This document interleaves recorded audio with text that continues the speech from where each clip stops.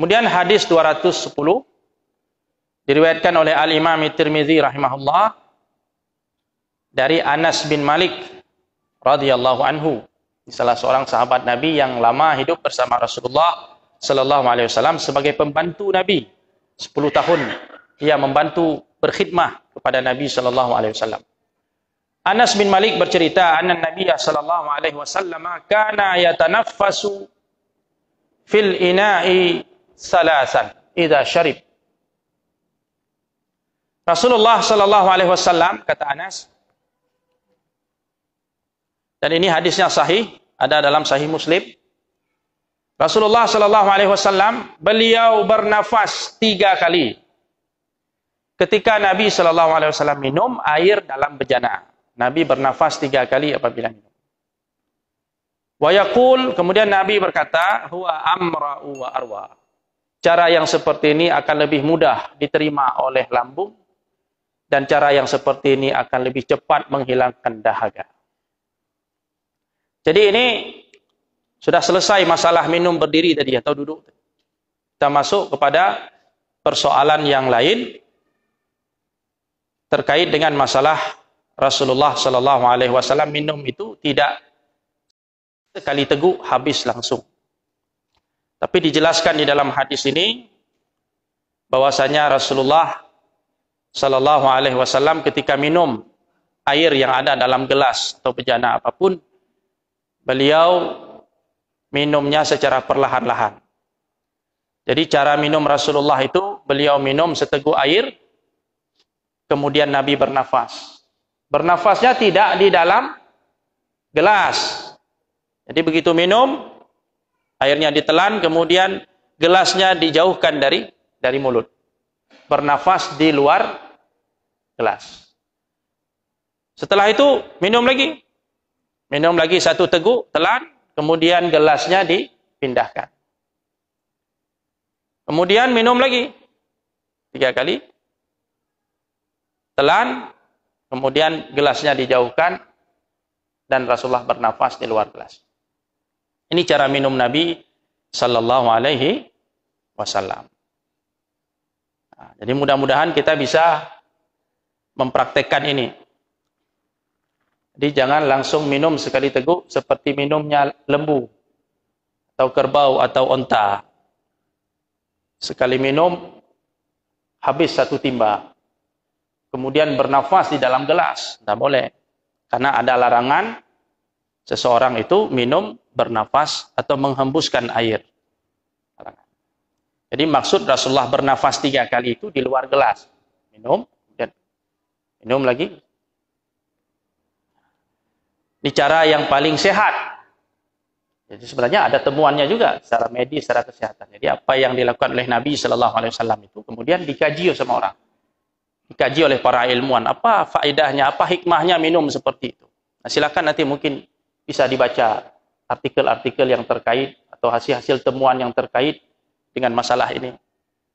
Manfaat minum seperti yang dicontohkan oleh Nabi Sallallahu Alaihi Wasallam.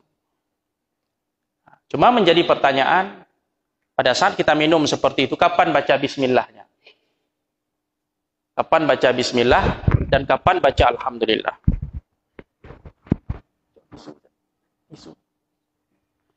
Kapan kita baca bismillah dan kapan kita baca alhamdulillah? Yang disepakati oleh para ulama, bismillah itu dibaca di awal.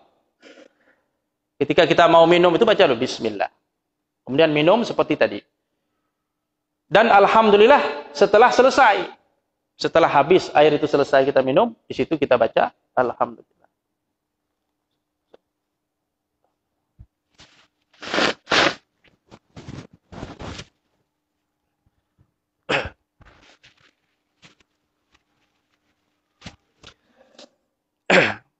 Hadirin sekalian yang dirahmati Allah Subhanahu wa taala. Apakah disunnahkan setiap kali tegukan itu kita membaca bismillah atau membaca alhamdulillah? Di sini menjadi persoalan.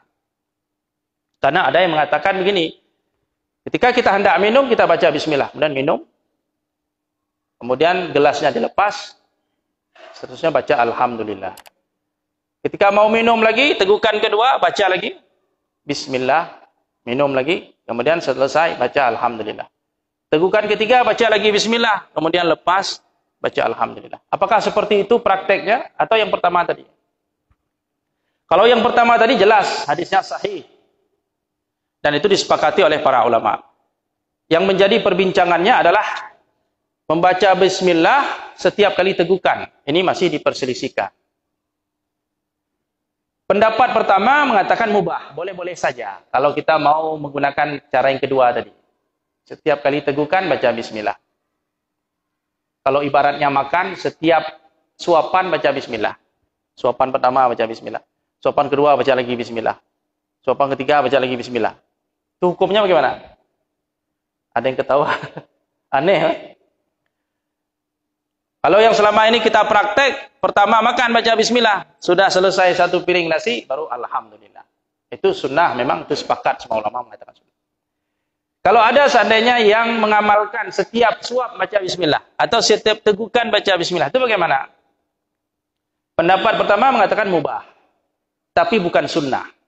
Hanya mubah saja. Boleh saja, silakan. Siapa yang mau begitu. Tapi tidak sunnah.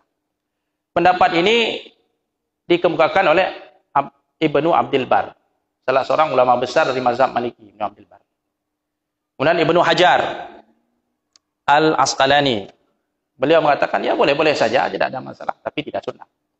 Kemudian kalau yang ulama kontemporer termasuk Syekh Utsaimin rahimahullah mengatakan tidak sunnah, tapi kalau yang mau buat, buatlah, tidak ada masalah.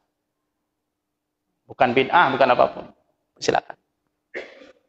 Pendapat kedua mengatakan sunnah. Disunnahkan setiap suapan baca bismillah. Setiap tegukan baca bismillah. Mustahab. Ini pendapat siapa? Pendapat Imam Ahmad. Imam Ahmad bin Hanbal, murid Imam Syafi'i, mengatakan aklun wa hamdun khairun min aklin wa samtin. Makan kemudian baca alhamdulillah lebih baik daripada makan kemudian diam. Dimakan satu suap, alhamdulillah. Lebih baik daripada makan satu suap, itu diam. Itu kata Imam Ahmad. Jadi Imam Ahmad mengamalkan itu. Setiap suapan dia baca bismillah.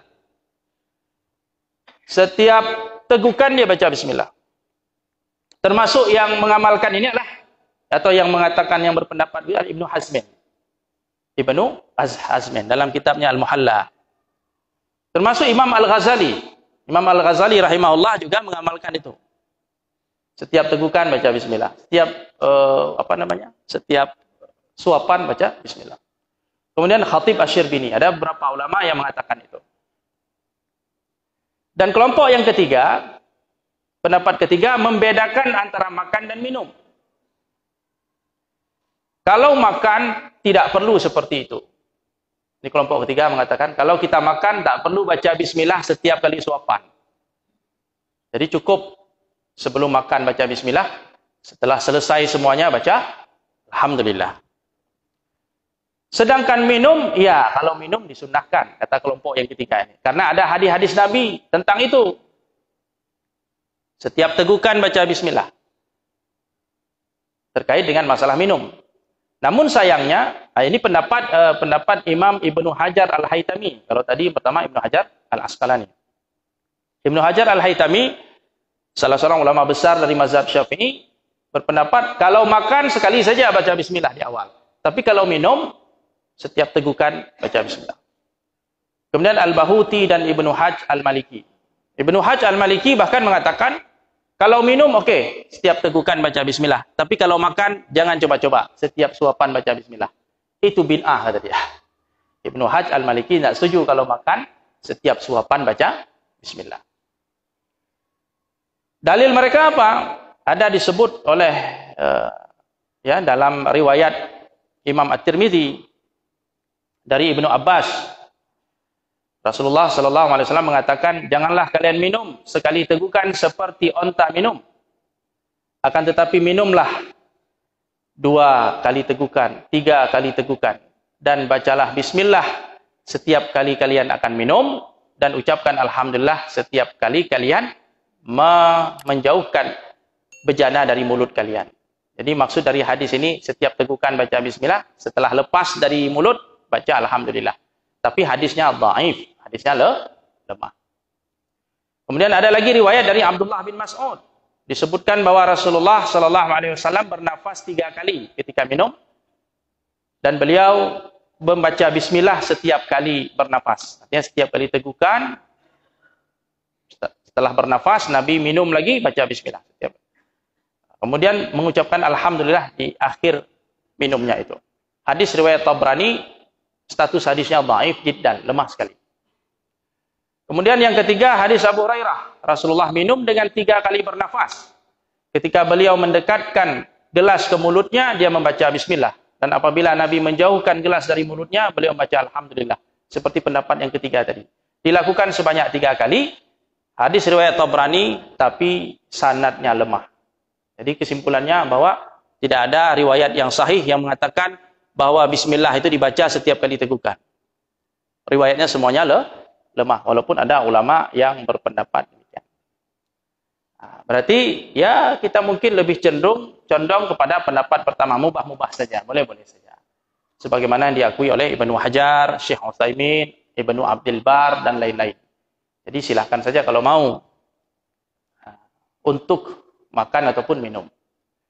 Ya kalau untuk minum nampaknya lebih diperkuat dengan hadis-hadis, walaupun hadisnya lemah tadi. Ada dalilnya kalau minum. Tapi kalau makan tidak ada dalil. Kalau makan. Yang bilang makan itu sama dengan minum berarti dikias. Menggunakan kias. Jadi makan pun seperti minum. Itu dikiaskan. Jadi intinya Bapak Ibu sekalian yang dirahmati Allah Subhanahu Wa Taala terkait dengan cara minum tadi. Silakan kita coba praktekkan itu. Ya, minum tidak langsung sekali teguk. Begitu. Karena ini juga bisa memberi efek yang tidak baik untuk kesehatan kita. Tapi perlahan ya. Makanya Rasulullah tadi mengatakan arwa, ini cara minum yang seperti dicontohkan Nabi itu lebih arwa, lebih mudah diterima oleh organ tubuh kita, lebih nyaman air itu masuk ke dalam tubuh kita. Jadi tidak sekaligus begitu, sehingga organ di dalam itu nggak terkejut dia dengan tiba-tiba air datang seperti air bah begitu. Ya, dalam keadaan haus, dalam keadaan panas, ada semacam kejutan di dalam tubuh kita itu bisa berefek tidak baik untuk kesehatan. Kemudian Nabi mengatakan amra, ya, wa abra. Dalam hadis yang lain disebut doa abra. Cara minum yang seperti itu lebih sehat, ya, lebih selamat seseorang dari segala penyakit yang ditimbulkan dengan cara minum yang tidak baik. Jadi Rasulullah Sallallahu Alaihi Wasallam selain mengajarkan kepada kita tentang agama ini, tentang akhirat, Rasulullah mengajarkan kepada kita juga tentang kemaslahatan hidup kita di dunia. Jadi kalau kita mau mengikuti cara hidup Nabi Sallallahu Alaihi Wasallam, insya Allah ya, sehat itu insya Allah. Karena Rasulullah selalu memilih yang terbaik untuk umatnya. Demikian Bapak Ibu sekalian yang dirahmati Allah Subhanahu Wa Taala, kajian kita pada malam yang berbahagia ini mudah-mudahan bermanfaat. Aqulu qauli hadza astaghfirullah li wa lakum subhanakallahumma wa bihamdik asyhadu an la ilaha illa anta nastaghfiruka wa natubu ilaik. Assalamualaikum warahmatullahi wabarakatuh.